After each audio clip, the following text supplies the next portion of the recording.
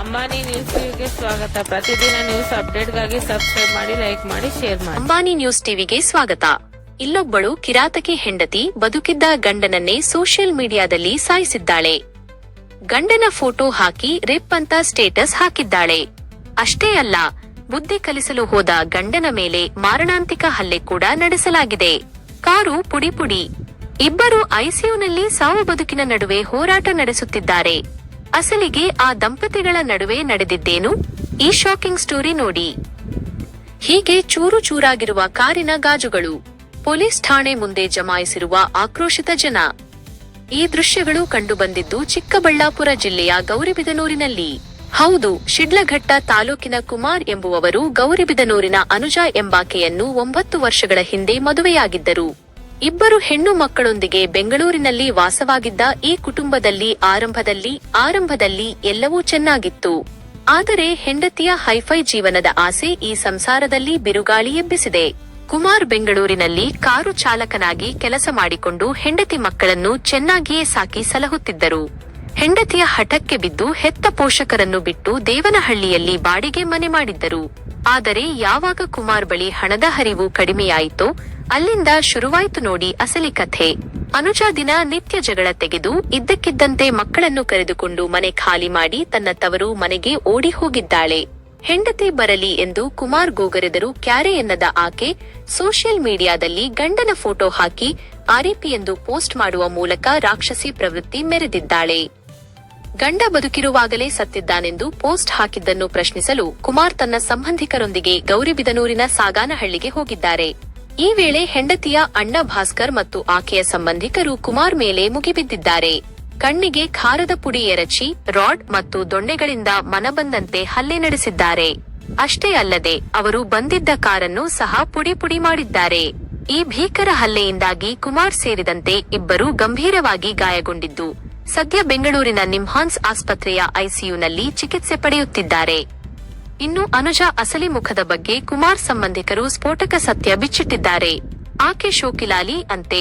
Hotel, dhaba ಅಂತ ತಿರುಗುತ್ತಾ ಕುಡಿದು ಮೋಜು ಮಸ್ತಿ ಮಾಡುತ್ತಿದ್ದಳಂತೆ.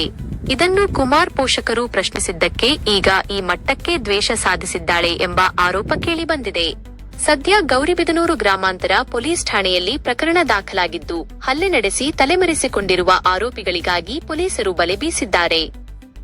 ಒಟ್ಟಿನಲ್ಲಿ ಪ್ರೀತಿಸಿ ಮದುವೆಯಾದ ಗಂಡನನ್ನೇ ಜೀವಂತವಾಗಿ ಸಾಯಿಸಲು ಹೊರಟ ಈ ಹೆಂಡತಿಯ ಕೃತ್ಯಕ್ಕೆ ಈಗ ಸಾರ್ವಜನಿಕ ವಲಯದಲ್ಲಿ ತೀವ್ರ ಆಕ್ರೋಶ ವ್ಯಕ್ತವಾಗುತ್ತಿದೆ. ನಿರಂತರ ಸುದ್ದಿಗಳಿಗಾಗಿ ನೋಡ್ತಾ ಇರಿ ಅಂಬಾನಿ ನ್ಯೂಸ್ ಟಿವಿ. ಯಾರಾದ್ರೂ ಕಿಲ್ಬಿರ್ದಿರೋ ಟೂಲ್ಸ್ ತಗೊಂಡು ನೀವೆಲ್ಲ ಹೋಗಿದ್ದಕ್ಕೆ ಏನ್ ವಿಚಾರಕ್ಕೆ ಗಲಾಟೆ ನಡೀತು ಏನು ಅಂತ? ಏನಿಲ್ಲ ಸರ್, ನಾವೇನು ಮಾತಾಡೇ ಇಲ್ಲ. ಅಲ್ಲಿ ಹೋಗಿ ನಿಂತ್ಕೊಂಡಿದೀವಿ ಅಷ್ಟೇ. ಒಬ್ರು ಬಂದು ಕೋಲಲ್ಲಿ ಹಾಕ್ದ, ಮಿಕ್ಕಿದವ್ರು ಬಂದು ಇದು ಕರದ ಪುಡಿ ಹಾಕಿದ್ರು.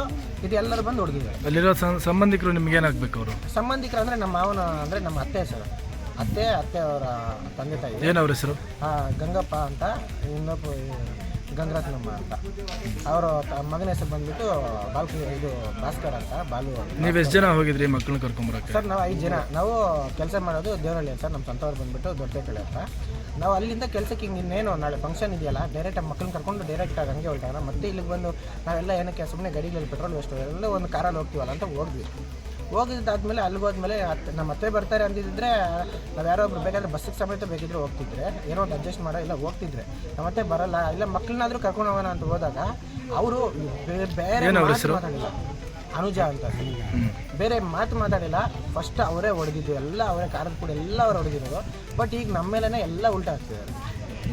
ನಿಮ್ಗೇನಾಗಿದೆ? ನನಗೂ ಈಗ ಸರ್ ತಲೆಯಲ್ಲಿ ಏಟಾಗಿದೆ. ಅದು ಇದು ಅಲ್ಲ, ಅದು ಅಲ್ಲದೆ ನೋಡಿ ಇಲ್ಲೆಲ್ಲ ಕೈ ಸಮೇತ ಊಟ ಬಂದಿದೆ. ಬೇರೆಯವ್ರಿಗೆ ಏನಾಗಿದೆ? ಇನ್ನೊಬ್ಬನಿಗೆ ನನ್ನ ಫ್ರೆಂಡ್ ಒಬ್ಬ ಬಂದಿದ್ದ, ಅವನಿಗೆ ಬಂದ್ಬಿಟ್ಟು ಇದು ದವಡೆ ಮುರಿದೋಗಿದೆ ಸರ್. ಅದು ಸೈಡ್ ಹೊರಟೋಗಿ ಇದೆಲ್ಲ ದೊಡ್ಡದಾಗಿ ಆಗ್ಬಿಟ್ಟು. ಕಂಪ್ಲೇಂಟ್ ಕೊಟ್ಟಿದ್ದೀರಾ? ಕಂಪ್ಲೇಂಟ್ ಕೊಟ್ಟಿದ್ದೀವಿ ಸರ್. ನಿನ್ನೆ ನೈಟ್ ಆಗಿರೋದು. ಈಗ ಅವನಿಗೆ ಅಪ್ಲಿಕೇಶನ್ ಆಗ್ತಿದೆ ಅಲ್ಲಿ ಚಿಕ್ಕಬಳ್ಳಾಪುರ ಗೌರ್ಮೆಂಟ್ ಆಸ್ಪತ್ರೆ. ಹುಡುಗಿ ಕಡೆಯವ್ರು ಏನಾದ್ರು ಬಂದಿದ್ರಾ ಇಲ್ಲಿ? ಯಾರು ಬಂದಿಲ್ಲ ಸರ್. 15 ದಿವಸದಿಂದ ಗಲಾಟೆ ಆಗಿತ್ತು.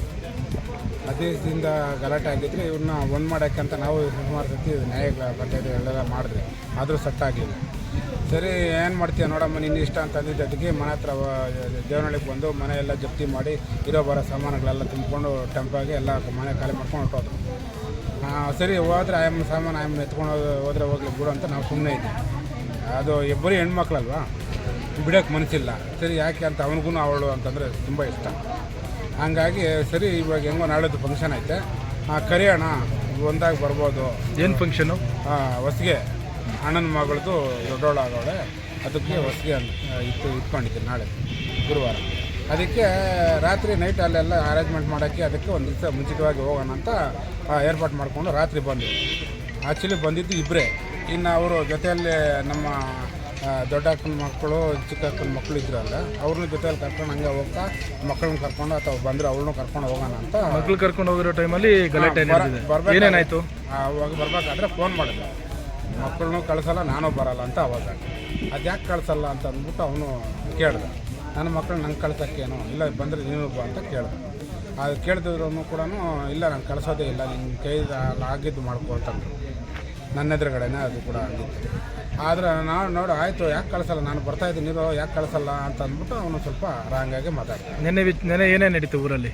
ಅಲ್ಲಿ ಊರಲ್ಲಿದ್ದಾಗ ಅವರು ಈ ಥರ ಮಾತಾಡ್ಕೊಂಡು ಬಂದಿರೋದು ಪ್ರಿಪೇರ್. ಅವನು ರಿಟರ್ನ್ ಅವನು ಫೋನಲ್ಲಿ ಏನು ಹೇಳ್ದ, ಬರ್ರಿ ನೀನು ಬರ್ತೀಯ, ನೀವು ಕೈಯಲ್ಲಿ ತಾಕತ್ತಿದ್ರೆ ಬಂದು ಮಕ್ಕಳನ್ನ ಎತ್ಕೊಂಡು ಹೋಗಿ ನೋಡೋಣ ಅಂತಂದರು. ಅದಕ್ಕೆ ಮಾತು ಬಂದು ವಾರ ಬಂದಾಗ ನೋಡು ನಿನ್ನ ನೋಡ್ತಾ ಇದ್ದಾಗ ನಾನು ಎತ್ಕೊಂಬರ್ತೀನಿ, ನಮ್ಗೆ ಆಗುತ್ತೆ ಅಂತ ನಮ್ಮ ಕುಮಾರ್ ಅನ್ನೋರು ಹೇಳಿದ್ರು. ಆಯ್ತು ಹೆಂಗೆ ಓದ್ತೀಯ ಬಾ, ನಾನು ಒಂದು 10,000ಕ್ಕೆ ಕುಡಿಸಿದ್ದೀನಿ ಇಲ್ಲಿ, ಎಣಗಳು ಬಿಡಿಸ್ತೀರಿ ಬಾ ಅಂತಂದು ರೋಪ್ ಆಗ್ತಾಯಿದ್ದೆ. ಅವನ್ನೆಲ್ಲ ಸುಮ್ಮನೆ ತಮಾಷೆಗೆ ಹೇಳ್ತಾ ಇರೋದು ಅಂತ ನಾವು ಅಂದ್ಕೊಂಡ್ರೆ, ಇಲ್ಲಿ ನೋಡಿದ್ರೆ ರಾತ್ರಿನ ಪಾಪ 5 ಜನಕ್ಕೂ ಇಟ್ಕೊಂಡು ಪಾಪ ಜೊತೆಯಲ್ಲಿ ಹೋಗಿ ಊರಿಗೆ ಫಂಕ್ಷನ್ಗೆ ಅಂತ ಹೋಗ್ತಾ ಇರೋ ಅವ್ರ ಮೂರನ್ನೂ ಇಟ್ಕೊಂಡು ಬುಡಗಳ ಸಮೇತ ಹೊಡೆದಾಕ್ತವ್ರೆ. ಒಬ್ಬ ಕೋಮದಲ್ಲಿ ಅವನೇ, ಇನ್ನೊಬ್ಬ ಚಿಕ್ಕಬಳ್ಳಾಪುರದಲ್ಲಿ ಅಡ್ಮಿಟ್ ಆಗವನೆ. ಇಲ್ಲಿಂದ ಇಲ್ಲಿ ಗಂಟೆ ಸಿಗ್ಲೋಗ್ಬಿಟ್ಟಿದೆ. ಸುಮಾರು ಒಂದು 15-20 ಹೊಲಿಗೆ ಬಿದ್ದೈತೆ, ಏನು ತಿನ್ನೋಕ್ಕಾಗಲ್ಲ, ಏನಿಲ್ಲ. ಒಬ್ಬ ಹಾಸ್ಪಿಟ್ಲಲ್ಲಿ ಬೆಂಗಳೂರಲ್ಲಿರೋನು ಇನ್ನೂ 24 ಗಂಟೆ ಯಾವುದು ಹೇಳೋಕ್ಕಾಗಲ್ಲ, ಇನ್ನು ಪ್ರಜ್ಞೆ ಬಂದಿಲ್ಲ ಅಂತ ಹೇಳ್ತಾ ಇದ್ದಾರೆ. ಸ್ಟೇಷನಲ್ಲಿ ಕಂಪ್ಲೇಂಟ್ ಕೊಟ್ಟಿದ್ರಾ? ಹಾಂ ಸರ್, ಸ್ಟೇಷನಲ್ಲಿ ಏನಾಗಿದ್ದಾರೆ? ಹುಡುಗಿ ಕಡೆಯವರು ಏನಾದರೂ ಬಂದಿದ್ರೆ ಸ್ಟೇಷನ್? ಸರ್ ಯಾರೂ ಬಂದಿಲ್ಲ ಸರ್. ನಾವು ರಾತ್ರಿನೇ ಬಂದು ಕೊಡೋಕ್ಕೂ ಅಂದರೆ ಬೇಡ, ಬೆಳಗ್ಗೆ ಬೆಳಗ್ಗೆ ಕೊಡ್ರಿ ಅಂತ ಹೇಳಿದ್ರು. ಸರ್ ಬೆಳಗ್ಗೆ ಕೊಡೋಕ್ಕಾಗಲಿಲ್ಲ.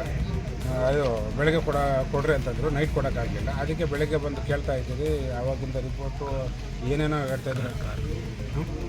ಕಾರು ಬಂದರೆ ಕಾರು ಒಂದು ಬೈಕು ಸರ್ ಅಧ್ವಾನ ಮಾಡಿಬಿಟ್ಟಿದ್ದಾರೆ ಸರ್. ನಮ್ಮ ಮೇಲೆ ಇರೋ ದ್ವೇಷಕ್ಕೆ ಕಾರ್ ಮೇಲೆ ತೋರಿಸ್ಬೇಕಾ ಸರ್? ನೋಡಿ ಸರ್, ಅದೊಂದು ಒಂದು ಫೋಟೋನ ವೀಡಿಯೋನ ತಗೊಳ್ಳಿ ಸರ್. ಎಲ್ಲ ಅಧ್ವಾನ ದೊಡ್ಡ ಗುಂಡುಗಳು ತಗೊಂಡು ಹಾಕ್ಬಿಟ್ಟಾರೆ. ನಿಮ್ಮ ಹೆಸರು?